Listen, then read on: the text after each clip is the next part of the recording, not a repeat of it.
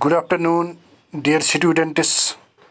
It is our 14th lecture of our English grammar for all. And today's our topic is future tense. As you know that we have completed the present and past tense according to structure as well as according to usage. And we have already completed future tense according to structure. Now we have to study it according to usage. But still I will recapitulate the future tense according to structure first of all. Okay? यानी कि मेरे कहने का मतलब ये है कि हमने तो स्ट्रक्चर के लिहाज से टेंस को कंप्लीट किया है और यूसेज के लिहाज से हमने प्रेजेंट और पास्ट को कंप्लीट किया है. अब हमें पढ़ना है फ्यूचर. पहले मैं आपको फ्यूचर का यूसेज के लिहाज ये स्ट्रक्चर के लिहाज से कहूँगा तो फिर हम यूसेज उसका उठाएंगे. फिर इजी होगा आपको समझने में क्योंकि बहुत सारे स्टूडेंट्स का फिर डाउट रहता है. तो इसीलिए मैंने सोचा पहले इसका स्ट्रक्चर ही पढ़ेंगे. पहले तो मतलब फ्यूचर आपको मालूम है. फ्यूचर तो कमिंग वक्त के लिए इस्तेमाल होता है, आने वाले ज़माने के लिए इस्तेमाल होता है, यानी कि टुमारो के लिए इस्तेमाल होता है, कल के लिए इस्तेमाल होता है, आने वाला कल. तो और आपको मालूम है इसमें हर हमेशा विल और शैल होता है. विल और शैल फ्यूचर टेंस में होता है. जैसे कि आप देख रहे हो यहाँ 4 के 4 में विल और शैल है. ये आपको याद रखना है. जैसे उर्दू में गा गी होता है, इसी तरह यहाँ विल और शैल होता है इसमें. और अब आपको एक बात याद रखना है यहाँ कि जो विल है और जो शैल है, शैल हम इस्तेमाल करते हैं आई और वी के साथ, इनके साथ टेंस. जैसे मैंने आपको इससे पहले भी कहा था जब हमने स्ट्रक्चर पढ़ा था, यानी कि टेंस के वक्त पर हम शैल को इस्तेमाल करते हैं आई और वी के साथ, और जो विल है वो अदर्स के साथ, यानी कि यू, ही, शी, इट, दे. मगर कभी कभी हम इनको वाइस वर्सा में इस्तेमाल करते हैं, यानी कि रिवर्स में इस्तेमाल करते हैं. आई और वी हम कभी विल के साथ भी इस्तेमाल करते हैं और शैल जो है वो बाकी के साथ इस्तेमाल करते हैं. पहले आपको यही याद रखना है यहाँ ये कब करते हैं, क्योंकि बहुत सारे स्टूडेंट्स ने लास्ट पर क्वेश्चन किया है. तो इसीलिए मैंने सोचा कि आप पहले मैं इसी का जवाब आपको दूंगा कि आपको याद रखना है कि जो जब हम स्ट्रेस देंगे तो उस वक्त हम मतलब रिवर्स में लिख सकेंगे, वाइस वर्सा लिख सकेंगे. देखो अब आपको एग्जांपल से समझ में आएगा. अगर मैं कहूँगा I shall not come college tomorrow, I have work at my home. मैं कल कॉलेज आऊँगा. आप कहेंगे सर आपने कहा कि मैं नहीं आऊँगा, आप तो आप आए. मैं कहूँगा एक्चुअली मुझे काम थी, आप मतलब वो काम मतलब मुझे अब वो काम मैंने की नहीं, अब मैं कॉलेज आया. अगर मैं इसके बरक्स ये कहूँगा I will not come college, I will not come college tomorrow, इसका माने है कि मैं डेफिनेटली नहीं आऊँगा, यानी कि मेरा फिक्स्ड प्लान है. यानी कि ये यहाँ मेरे कहने का मतलब ये है जब हम इनको रिवर्स में लिखेंगे उस वक्त हम स्ट्रेस देते हैं. समझ में आ रहा है? यानी कि उस वक्त हम स्ट्रेस देते हैं किसी काम पर. या मिसाल के लिए अगर मैं ऐसे कहूँगा I shall help you, maybe I will help you और नॉट. अगर मैंने कहा आई शैल हेल्प यू, मैं आपका मदद करूँगा, कोई बात नहीं है. ये ज़रूरी नहीं मैं अगर आप मैं इसके बजाय कहूँ आई विल हेल्प यू, इसका माने है मुझे आपका मदद ज़रूर करना है. मिसाल के लिए जैसे मैंने आपको कहा है, आप कहेंगे sir we shall help you, हम आपका मदद करेंगे, यानी कि ऐसे ही. फिर आप नहीं करेंगे या आपने नहीं किया है. अगर आप कहेंगे sir we will help you, यानी कि सर हम आपका मदद ज़रूर करेंगे. यहाँ जब आप विल कहेंगे तो मुझे लगे कि आप मेरा मदद ज़रूर करेंगे. समझ आ रहा है? हाँ, ये आपको याद रखना है यहाँ, क्योंकि फिर बहुत सारे कह रहे हैं सर आपने कहा है कि शैल आता है आई और वी के साथ, मगर बहुत जगह शैल तो बाकी के साथ भी आ रहा है. इसीलिए मैंने ये पहले ही आपको क्लियर यहाँ किया है. ये आपको याद रखना है. नंबर 1. नंबर 2, आप तो देखेंगे यहाँ 4 के 4 टेंस में आप देखो यानी कि इंडिफिनिट में भी, परफेक्ट में भी, कंटिन्यूस में भी, परफेक्ट कंटिन्यूस में भी विल और शैल हर किसी के साथ। फिर उसके साथ और कुछ भी है, मगर विल और शैल तो हर किसी के साथ है। अब आपको यही याद रखना है, जहाँ हम विल करते हैं इस्तेमाल, वहाँ मतलब बाकी विल है शैल है, ये आपको याद रखना है। जहाँ हम शैल करते हैं इस्तेमाल, वहाँ शैल है, विल है या विल हैव बीन, ये आपको याद रखना है पहले ही। नंबर सेकंड, अब मैं आपको थोड़ा ये वर्ब फॉर्म्स के बारे में ये कहूँगा, जो मैंने आपको पहले भी कहे थे कि हर किसी इंडिफिनिट के साथ फर्स्ट फॉर्म इस्तेमाल करते हैं। यह सीधी सी बात है, प्रेजेंट इंडिफिनिट में भी, ये फ्यूचर इंडिफिनिट में भी फर्स्ट फॉर्म इस्तेमाल होगी। मगर वहाँ तो वो कन्फ्यूजन था, हमें प्रेजेंट और पास्ट इंडिफिनिट अफर्मेटिव सेंटेंस के साथ हम हेल्पिंग वर्ब इस्तेमाल नहीं करते हैं। यहाँ वो कन्फ्यूजन नहीं है, यहाँ हर किसी के साथ एक ही फॉर्म इस्तेमाल होती है, दैट इज फर्स्ट फॉर्म। यानी कि और हेल्पिंग वर्ब भी हर किसी के साथ इस्तेमाल होता है, अफर्मेटिव होगा, नेगेटिव होगा, क्या होगा, हर किसी के साथ हेल्पिंग वर्ब इस्तेमाल होता है। मिसाल, आई विल हेल्प यू या आई शैल हेल्प यू, जो अब ये आपको मैंने पहले ही कहा है कि उसका मानी कैसे चेंज होता है। या आई शैल गो देयर, और we shall reach on time. यानी कि मेरे कहने का मतलब ये है कि यहाँ खाली फर्स्ट फॉर्म इस्तेमाल होती है और हर किसी के साथ हेल्पिंग वर्ब इस्तेमाल होता है। वो जैसे वो प्रेजेंट इंडिफिनिट, पास्ट इंडिफिनिट में वो मैंने रूल कहा है, वो यहाँ अप्लाई नहीं होता है। मुझे लग रहा है कि आपको ये समझ में आया होगा। अब है परफेक्ट। परफेक्ट में आपको मैंने पहले ही भी कहा था कि हर किसी परफेक्ट के साथ थर्ड फॉर्म इस्तेमाल होती है, तो यहाँ भी थर्ड फॉर्म इस्तेमाल होती है। हाँ, अब यहाँ एक ही फॉर्म इस्तेमाल होती है, यहाँ वहाँ पास्ट की तरह नहीं, यहाँ आपको याद रखना है कि थर्ड फॉर्म इस्तेमाल होती है। और परफेक्ट में हेल्पिंग वर्ब होता है इस्तेमाल will have, shall have, will have, shall have, ये आपको याद रखना है, विल हैव और शैल हैव। और फिर मैंने आपको कहा है कंटिन्यूस, मैंने आपको पहले भी कहा है कि हर किसी कंटिन्यूस के साथ फोर्थ फॉर्म, और यहाँ भी फोर्थ फॉर्म। मगर यहाँ आपको याद रखना है, यहाँ विल बी और शैल बी, विल बी और शैल बी इस्तेमाल होता है, ये आपको याद रखना है। फिर है परफेक्ट, फ्यूचर परफेक्ट कंटिन्यूस, तो आपको मैंने इससे पहले भी कहा है कि फ्यूचर परफेक्ट कंटिन्यूस के साथ भी फोर्थ फॉर्म, तो यहाँ भी फोर्थ फॉर्म इस्तेमाल होती है। हर किसी परफेक्ट कंटिन्यूस के साथ फोर्थ फॉर्म और फ्यूचर परफेक्ट कंटिन्यूस के साथ भी फोर्थ फॉर्म। मगर यहाँ आपको याद रखना है हेल्पिंग वर्ब से will have been, shall have been. मुझे लग रहा है आपको समझ में आया होगा। Will have been, shall have been helping verbs. जहाँ हम विल इस्तेमाल करते हैं वहाँ विल हैव बीन, जहाँ शैल वहाँ शैल हैव बीन। ये अब आपको समझ में आया होगा। अब बात है सर, चलो यहाँ तक आपने आपको समझा, ये तो स्ट्रक्चर था, यानी कि उसकी शक्ल सूरत कैसी है, कैसे हम सेंटेंस को लिखते हैं, कैसे हम उनको करते हैं। अब मैंने आपको कहा है यूसेज, यानी कि अब हम इसको कहाँ यूज़ करते हैं। पहले आपको एक बात याद रखनी, जो मैंने आपको शायद इससे पहले भी कही थी, कि जो ये फ्यूचर टेंस हैं आजकल मॉडर्न एज में कहते हैं कि फ्यूचर टेंस हम ज़्यादा इस्तेमाल नहीं करते हैं, यानी कि इसका यूसेज ज़्यादा नहीं होता है। क्यों नहीं होता है? क्योंकि हमने पहले ही पढ़ा है प्रेजेंट इंडिफिनिट और प्रेजेंट कंटिन्यूअस से हम फ्यूचर को रिप्रेजेंट करते हैं।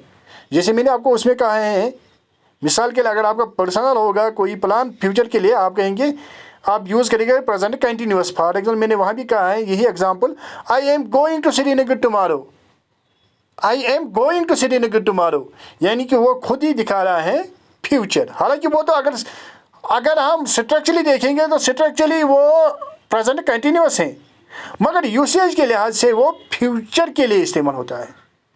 समझ में आ रहा है? या मैंने आपको वहाँ कहा है वो, या मतलब अगर कोई ऑप्शन होगा, कोई ऑप्शन प्लान होगा, उसके लिए हम यूज़ करते हैं प्रेजेंट इंडिफिनिट। समझ में आ रहा है? ओके। अब आपको याद रखना है यहाँ कि इसीलिए जो ये फ्यूचर टेंस हैं आज के मॉडर्न एज में कहते हैं कि ये आज तक कहते हैं आज खाली दो ही टेंस हैं, that is present and past. Future की मतलब आप ज़्यादा इम्पोर्टेंस नहीं है, फिर भी हम थोड़ा पढ़ेंगे इसका यूसेज, थोड़ा वरना अगर हम देखेंगे तो इसका ज़्यादा यूजेज नहीं है, मगर फिर भी हम देखेंगे। ये चार्ट है, इसका आप स्क्रीनशॉट भी उठा सकेंगे क्योंकि फिर आपको थोड़ा याद करने में मदद ही करता है। हाँ, ऐसे भी आप उठा सकेंगे। Now we will come towards the usage, but मैंने पहले ही कहा है इसका ज़्यादा यूसेज नहीं है मगर कम है, बहुत कम है, क्योंकि मैंने आपको पहले ही कहा है कि हम प्रेजेंट इंडेफिनिट और पास्ट इंडेफिनिट को इसके बदले, फ्यूचर के बदले में इस्तेमाल करते हैं, इसीलिए इसका यूसेज बहुत कम है। अब आप याद रखो कि क्या है इसका यूसेज। पहला यूसेज है प्रेजेंट में फ्यूचर इंडेफिनिट का। मैंने लिखा है this tense is used for an action that has still to take place. सीधी सी बात है, ये उस काम के लिए इस्तेमाल होता है जो अभी तो हुई नहीं है, जो होने वाली है, क्योंकि ये फ्यूचर है। सीधी सी बात है, तो ये मतलब उसी के लिए इस्तेमाल होगा, यानी कि जो काम अभी स्टार्ट होने वाली है, अभी नहीं हुई है। For example, I shall see him tomorrow, मैं उसको कल देखूंगा, मैंने अभी उसको नहीं देखा है। सीधी सी बात है, क्योंकि ये फ्यूचर है, फ्यूचर में देखना है। They will play A match in the evening, यानी कि अब शाम के वक्त पर, मतलब अभी तो आफ्टरनून है, शाम के वक्त पर वो मैच खेलेंगे, यानी कि उन्होंने अभी नहीं खेला है, यानी कि ये फ्यूचर दिखा रहा है, क्योंकि ये तो सीधी सी बात है, फ्यूचर है। हाँ, या for example, I shall play here tomorrow, मिसाल के लिए। या इसका नेगेटिव भी हम लिख सकेंगे, I shall not play here tomorrow, या ऐसे भी हम लिख सकेंगे, we shall not write there. मतलब मेरे कहने का मतलब है, इसका पॉजिटिव भी ऐसे ही होता है, नेगेटिव भी ऐसे ही होता है, यानी कि हेल्पिंग वर्ब हर किसी के साथ होता है। या you will not drink there,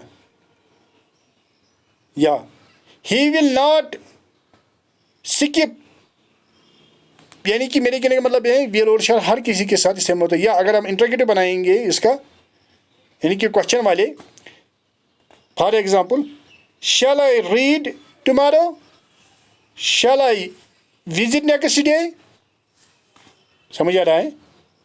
या will you eat next day, या will you play this week. हाँ, यानी कि मेरे कहने का मतलब है विल और शैल, यानी कि इंटरोगेटिव बनाने के वक्त भी ये इस्तेमाल होती है हर वक्त। या अगर आप नेगेटिव बनाएंगे हम, शैल आई नॉट रीड टुमारो, यानी कि नॉट भी हम इस्तेमाल कर सकेंगे। मुझे लग रहा है आपको ये समझ में आया होगा। फ्यूचर इंडेफिनिट मैंने कहा है कि इसका मैंने एक ही यूज़ यहाँ रखा है, क्योंकि इसके ज़्यादा यूज़ नहीं है। मैंने हर किसी के यहाँ एक एक ही यूज़ रखा है आपको समझाने के लिए, वरना इसके ज़्यादा यूज़ नहीं है। मगर हाँ, एक बात आपको याद रखना है यहाँ, कि जो ये शैल और विल है, हम इनको शॉर्ट फॉर्म में भी लिखते हैं। आपको मालूम है कि वो कैसे हम लिखते हैं। विल को वोंट कहते हैं और शैल को शंट कहते हैं। ये भी मैं आपको पढ़ाऊंगा जब हम फोनेटिक्स पढ़ेंगे, मगर फिर भी मुझे ये थोड़ा है कि शॉर्ट फॉर्म में भी हम ये लिख सकते हैं। या मतलब अगर ये होता है आयल वयल, ये मतलब शॉर्ट फॉर्म, वो आपको याद रखने हैं, फिर भी मैं वो आपको पढ़ाऊँगा, उसके लिए अलग लेक्चर होगा। अब है फ्यूचर कंटिन्यूअस। जो फ्यूचर कंटिन्यूअस हैं, फ्यूचर कंटिन्यूअस में क्या आपको मालूम है, इसमें अभी मैंने आपको दिखाया है, आपको याद रखना है कि इसमें फोर्थ फॉर्म इस्तेमाल होती है। मैंने आपको अभी बताया, और शैल बी और विल बी, ये आपको मैंने पहले ही कहा है, शैल बी और विल बी और फोर्थ फॉर्म। अब मैंने लिखा है यूसेज इस टेंस का, this tense is used to express an action going on at some time in future, यानी कि फ्यूचर में आप कहेंगे कि उस वक्त हम ऐसे कर रहे होंगे, यानी कि फ्यूचर में किसी टाइम के लिए ये मतलब कंटिन्यू रहेगा। मिसाल के अब आपको एग्जांपल से समझ में आएगा मेरे कहने का मतलब क्या है। I shall be reading the paper then, यानी कि जब आप हमारे घर आएंगे कल, मैं उस वक्त पेपर पढ़ रहा होगा। या they will be playing a match at that time, या जब आप हमारे घर आएंगे या जब हम फील्ड जाएंगे खेलने के लिए जाएं, वो इस वक्त खेलते वहाँ, वो मतलब उस वक्त वहाँ खेलते हुए होंगे, यानी कि फ्यूचर। मुझे लग रहा है आपको ये समझ में आया होगा। हाँ हाँ, या I shall be reading here tomorrow, या वी विल, मैंने आपको कहा है कि ये रिवर्स में भी होता है, ये ज़रूरी नहीं है। We will be appearing in the exam there the next day, यानी कि फ्यूचर ही हमें यहाँ दिखा रहा है। मुझे लग रहा है आपको समझ में आया होगा। फ्यूचर इंडेफिनिट और फ्यूचर कंटिन्यूअस, ये मतलब इसलिए मैंने आप इसके बारे में कम ही कहा है, क्योंकि मैंने आपको कहा है कि ये हम ज़्यादा यूज़ आज तो नहीं करते हैं, क्योंकि मैंने आपको कहा है कि हम प्रेजेंट इंडेफिनिट और प्रेजेंट कंटिन्यूअस से आजकल फ्यूचर को रिप्रेजेंट कर रहे हैं, तो इसीलिए मैंने कम ही कहा है यहाँ। अब है फ्यूचर परफेक्ट। फ्यूचर परफेक्ट मैंने आपको इससे पहले भी कहा है कि फ्यूचर परफेक्ट में हम क्या करते हैं, एक तो थर्ड फॉर्म हमारे हमेशा होती है परफेक्ट उसके साथ, और मैंने कहा शैल हैव और विल हैव, ये आपको देखना है, शैल हैव और विल हैव। फिर मैंने लिखा है, ये तो मतलब स्ट्रक्चर है। अब यूसेज मैंने कहा इसका ज़्यादा यूज़ नहीं है, फिर भी मैंने एक लिखा है, this tense is used to indicate the completion of an action by certain future time, यानी कि फ्यूचर टाइम में आपने वो काम किसी वक्त पर कंप्लीट की होगी। मिसाल के अब आपको एग्जांपल से समझ में आएगा मेरे कहने का मतलब क्या है। I shall have finished my homework by evening, यानी कि शाम तक मैंने अपनी होम वर्क को कंप्लीट की होगी। अभी तो मैंने नहीं किए, अब मतलब फ्यूचर टाइम आने वाला है तो उसी वक्त मैं करूँगा। हाँ, वेरी गुड। या she will have cleaned the room before you reach दिया, यानी कि जब आप वहाँ पहुँचेंगे तो उन्होंने कमरे को साफ किया हुआ होगा, यानी कि उस वक्त फ्यूचर में, हाँ, जब आप वहाँ पहुँचेंगे। मुझे लग रहा है आपको समझ में आया होगा। अब लास्ट वन है, तो ये है future perfect continuous. Future perfect continuous में आपको मालूम है कि परफेक्ट कंटिन्यूअस के हर हमेशा आपको मैंने कहा है फोर्थ फॉर्म इस्तेमाल होती है। Very good. और हेल्पिंग वाले will have been, shall have been, जो मैंने आपको पहले ही कहा है। और मैंने आपको इससे पहले भी कहा है कि इसके साथ ज़्यादातर सिंस और फार भी इस्तेमाल होता है, यानी कि परफेक्ट कंटिन्यूअस टेंस जो है उनके साथ हमेशा ज़्यादातर सिंस और फार इस्तेमाल होता है। तो मैंने आपको बार बार कहा है कि सिंस हमें दिखा रहा है point of time. Point of time का मायने है कहाँ से। मिसाल के लिए हमने 4 बजे से पढ़ना स्टार्ट किया है, यानी कि कहाँ से, सिंस बराबर दिखा रहा है कहाँ, मंडे से, सिंस 2020 से, सिंस मंडे, सिंस मॉर्निंग, बराबर कहाँ से। और जो फार है वो दिखा रहा है हमें ड्यूरेशन, कितने टाइम के लिए। फॉर एग्जांपल हमने 4 बजे स्टार्ट किया और अब 5 बजे, यानी कि 1 घंटे के लिए फार ड्यूरेशन। मुझे लग रहा है आपको ये समझ में आया होगा। हाँ, अब मैंने फिर से यही कहा है कि अब इसका भी ज़्यादा यूज़ नहीं है। अब फिर भी मैंने एक लिखा है, this tense is used when an action is to continue for some period of the time in future, यानी कि फ्यूचर में किसी टाइम के लिए ये काम चलेगी, फ्यूचर में मतलब कंटिन्यू रहेंगी। अब आपको एग्जांपल से समझ में आएगा मेरे कहने का मतलब क्या है। By 6 o'clock I will have been sitting here for 10 hours, यानी कि जब अब 6 बजने वाले हैं, अभी तो नहीं बजे हैं, मतलब मैं 10 घंटों से यहाँ आपका इंतज़ार कर रहा होगा। मतलब मैं कहूँगा कि जब 6 बजेंगे सुबह से मैं आपका इंतज़ार कर रहा था। मुझे लग रहा है आपको समझ में आया होगा। या he joined the office in the month of March, उसने मार्च में ऑफिस को ज्वाइन किया है। अब फ्यूचर में हम दिखाएंगे उसका, by December he will have been working here for 10 months, यानी कि दिसंबर में हम कहेंगे कि कहाँ से, मार्च से दिसंबर तक उसको 10 months हो गए हैं। मुझे लग रहा है आपको ये समझ में आया होगा। इसी तरह हमने टेंस को कंप्लीट किया है। ज़्यादा तो ये फ्यूचर में मैंने आपको पहले भी कहा है इसका ज़्यादा यूसेज नहीं है, क्योंकि मैंने आपको कहा है कि एक्चुअली बात क्या है, हम ज़्यादातर इसको प्रेजेंट इंडिफिनिट और प्रेजेंट कंटिन्यूस से रिप्रेजेंट कर रहे हैं। और मैंने आपको कहा कि जो मॉडर्न ग्रामरियन है वो कहते हैं कि जो ये फ्यूचर टेंस है इसको हम इस्तेमाल ही नहीं करते हैं। आप उनके हिसाब से 2 ही टेंस हैं, फिर भी आपको याद रखना है। यानी कि मैं बार बार आपको ये चार्ट दिखा रहा हूँ, मुझे मालूम है कि आपको ये याद नहीं रह रहा है। फॉर्म्स तो आपके याद रहेंगे, मतलब इंडिफिनिट के साथ फर्स्ट फॉर्म, परफेक्ट के साथ थर्ड फॉर्म, कंटिन्यूस के साथ फोर्थ फॉर्म और परफेक्ट कंटिन्यूस के साथ फोर्थ फॉर्म। मगर जो ये हेल्पिंग वर्ब्स हैं ये थोड़ा मुश्किल होते हैं। आपको याद रखना है इंडिफिनिट में विल और शैल।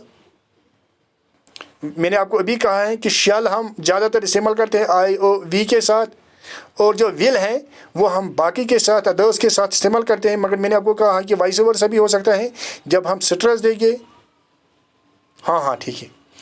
इसी तरह मैंने आपको कहा है कि परफेक्ट में फ्यूचर परफेक्ट के साथ विल हैव शैल हैव, ये आपको याद रखना है। जैसे वहाँ हम प्रेजेंट परफेक्ट के साथ हैव इस्तेमाल करते हैं, इसी तरह यहाँ भी will have shall have. Continuous के साथ आपको याद रखना है विल बी, शैल बी, और परफेक्ट कंटिन्यूस के साथ आपको याद रखना है will have been, shall have been. क्योंकि इससे पहले भी मैंने आपको कहा है ये कॉम्बिनेशन है 2 टेंसेस की, परफेक्ट और कंटिन्यूस, इसलिए यहाँ will have been, shall have been. Still, if you have any doubt, tomorrow is our live class. You can pose any doubt there. Okay. Thanks. Good evening. Thanks.